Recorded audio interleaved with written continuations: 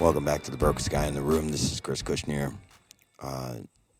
Today, first day I've recorded in a few days, and there's a pretty significant reason for that.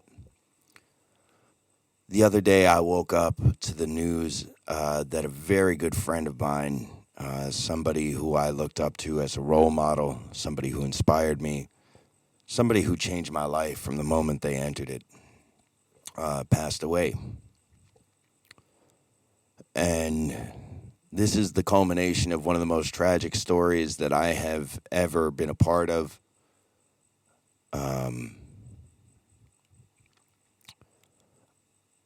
For the sake of discretion, I'm going to leave out names from this. But this person came into my life roughly 5 years ago, following a memorial of somebody else who had passed in a tragic way. And I had always known sort of about him, and it was kind of remarkable that we went as long as we did without crossing circles.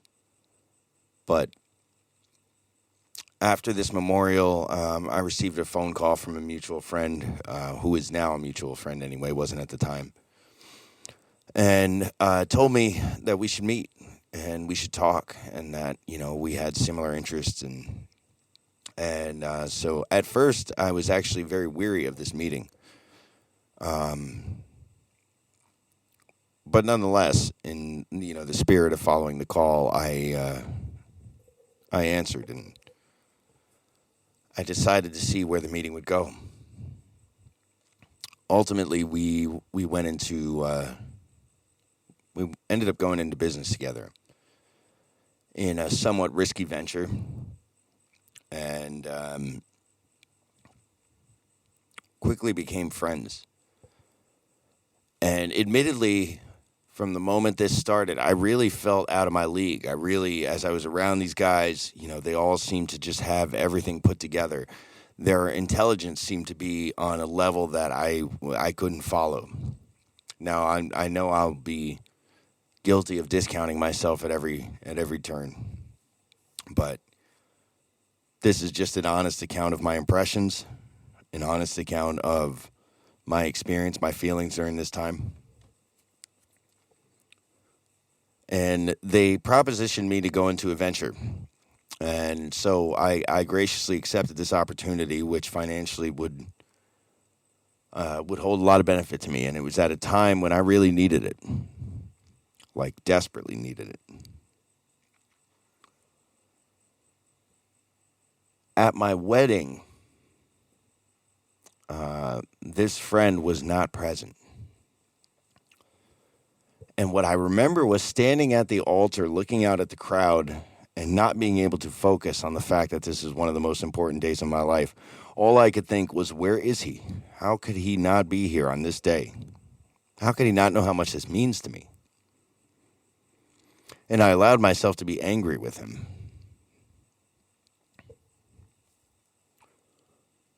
Fast forward a few weeks, my wife and I are on our honeymoon. We're in Cabo, Mexico. And I'm having what, for all intents and purposes, was a perfect day. And then I got a phone call from an individual who had been pretty clearly instructed to never call me, just for lines of discretion.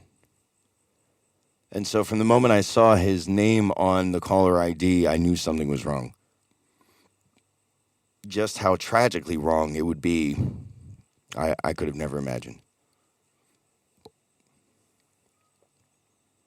From that phone call, I would learn why my good friend was not at my wedding. See, my friend was carrying out justice. My friend's brother, who is also one of the most beautiful human beings on this planet that I've ever met. I only had the pleasure of meeting him once, but he left a mark on me. He left a mark on me for his intelligence, for his open love, just his general light that he seemed to offer this planet. And unfortunately, this individual had been being terrorized to a level that few people will ever understand. Worse than your worst nightmares. There was another gentleman in town who had preyed upon this individual, both sexually, mentally, in every possible way you could think of. And from what I understand, either on the day of my wedding or right around that time, the predatory actions of this gentleman was driving my good friend's brother to suicide. And my friend decided enough's enough. And so he sped off to defend his brother. The altercation got violent, and the predator fell.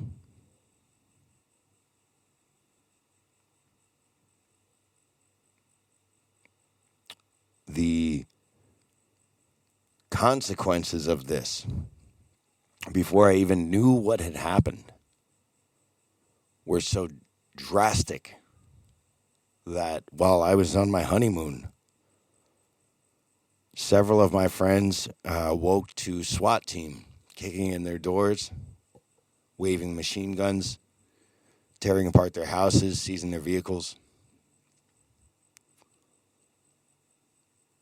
And I had no idea why this was happening. Over the next few months, information would start to come out that would paint a picture of exactly what had gone down.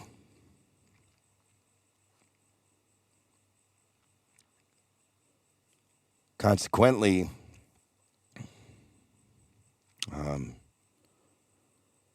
last September, I brought my wife to Bali for the first time. And we were here for just a couple weeks. And the day we got back happened to be his sentencing day. My friend decided to take a plea deal and throw himself at the mercy of the court. Having told the story of why he did what he did, he sought out for mercy. Now, I don't know about you, but if somebody you loved couldn't defend themselves and was being preyed upon sexually, mentally, in the most horrible of ways, I don't know what I would do. I know that I cannot fault him for what he did. Not for a second. Because the actions he was responding to are some of the most despicable and deplorable things that I could conceive of with my human mind. So no, I don't blame him. Even though the consequences of his actions affected so many people, not just him. I will never blame him for a second. I still feel blessed to have met him, to have been able to call him my friend,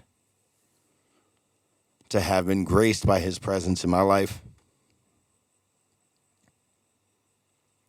And I will mourn him and remember him and carry on his legacy for the rest of my life. He was a good man. He was one of the best men I ever knew.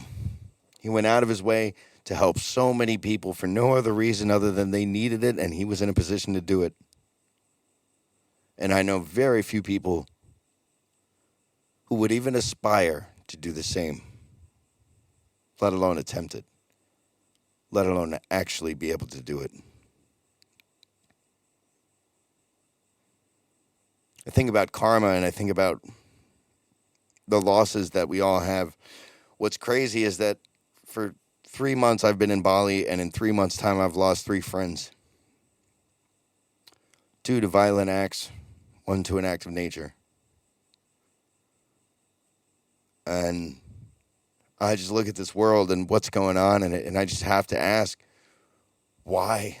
Why do we so quickly jump to reasons to hate each other? Why do we so quickly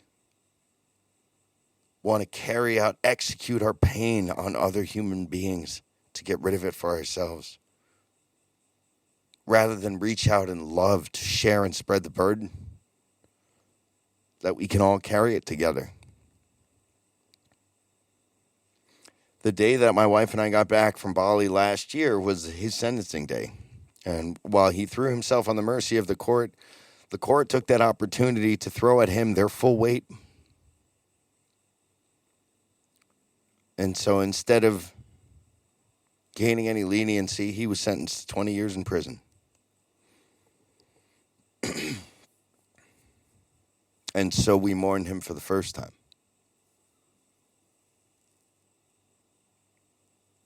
We mourned that he couldn't be with us to make us laugh, to lighten our day as he so often did, with his endless love and his endless support. But we carried on the fight. We carried on the fight in hope that his case would be appealed, in hope that justice would prevail and that somehow the scales of karma would correct this gross injustice that occurred. I am not a human being who normally would ever advocate for any sort of violent action, but this was wrong. This was a man standing up for what was right and admitting the portion that he did was wrong and simply asking for mercy.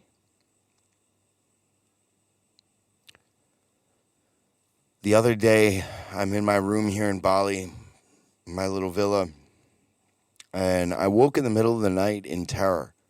And I went outside to get some water, and I was overcome with this fear that there was a cobra around. Now, this might seem incredibly bizarre, but here in Bali, they do have king cobras. It is a thing. But nonetheless, this fear was completely irrational. There was no reason I would ever have to believe that there would be a cobra in this villa. There's no reports of it. There's no, they're just completely irrational. And yet, nonetheless, this fear was so overpowering that I just couldn't let it go. I couldn't let it go. Now, the beds here all tend to have mosquito nets above them, so you can close yourself in. And so I scurried inside, and I closed myself in this encapture, and I'm just sitting there in a cold sweat, unable to shake this irrational fear that there is a predator after me. And I had no idea why. The next morning, I woke to the news that my friend had passed away in prison. I had gotten very little information about it. I still have very little information about it. The information was shared was that it was drug-related, but nothing sits right about it. Nothing at all. This friend was not, I'm not going to say he never used drugs, but more than any other human being I'd ever met, he seemed to have a level of control over it, that he could, use something, enjoy it for a little bit, and put it down and be done with it and put it back in its place. This gentleman happened to be one of the most lovable human beings I'd ever met. And yeah, he could be an asshole. And yeah, he was opinionated and he was fucking damn intelligent. And so I could see where he could lead into arguments. But to think that this man would have an enemy, a true enemy, that wasn't just inherently evil, it's hard for me to wrap my head around. Really, really hard for me to wrap my head around. But even harder for me to wrap my head around is that he would ever do anything to intentionally harm himself, or that he would ever do anything stupidly that would put his life in jeopardy, especially at a moment when there was all the reason in the world to have hope towards his appeal. From what I understand, he had just received a package with with some sneakers and food, and that his spirits were good. I was so certain that there would come a day when I would be able to sit with him in freedom again and laugh and hug, listen to music, and just embrace each other as brothers. I was certain. And I just sit here in disbelief that I was actually wrong. Another of my good friends who's been championing his defense and shouldering the full burden of all the aftermath. I had the pleasure of speaking with him, and the two of us are just in awe. You know, it really is true that the good die young. All I can say is that I will live the rest of my life aspiring to be half the man that he was, and that I will carry on his legacy of helping those in need and standing up for the things that are right. If you're out there, brother, all I can say is that I hope you found peace. I hope you found love, and I hope you finally found freedom. I will always remember you. I will always carry on your legacy. And I will always have love in my heart for you. And I will forever be changed by my interactions with you. So thank you for coming into my life. Thank you for the impact that you had on me, my wife, on our trajectory. Because it will never be the same simply because you existed. And because of that, everything that I do going forward will in some way, shape, or form carry on your legacy. You truly were one of the most beautiful souls that ever graced my life, one of the most incredible lights that I ever experienced the warmth of. And I will live in endless love and gratitude for your presence and for what you meant to me. Until the day we meet again, brother. Until the day we meet again, I will live trying to fill the massive extent of your shadow. Because you truly were a beautiful human being. Thank you. Thank you for the mark you left on me. Thank you for the way that you changed me. And thank you for all of the ways you strengthened me to be the man that I am today. And I forgive you for missing my wedding. I forgive you for missing my wedding because, God, man, I love you. I love you and I miss you. And I will for the rest of my life.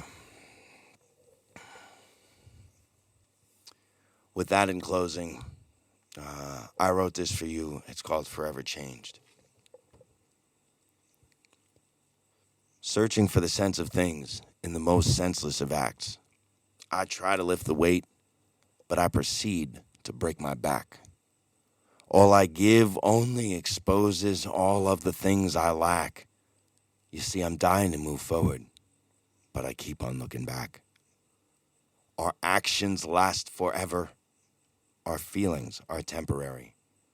We set our course in bravery towards everything that's scary. When the destination's reached and our bravery is breached, that's the moment when we realize where the energy was leaked. Past the point of no return, having spent what got you there, you are forced towards your destruction, and hope becomes despair. You fall and you let go of all that you've been grounded to. You rise and you realize that somehow you've made it through. Now more than ever, there is nothing that will ever be the same. All you want to do is win, but can no longer play the game. You have become the legacy of all that has been lost. You have been changed to effect change. Do so at any cost. Until the next time, my friends, this is Chris Kushner saying, cherish the ones you love and be present for every moment you have with them. Tomorrow is not guaranteed. So live for today. Carpe diem. with endless love and gratitude. Namaste.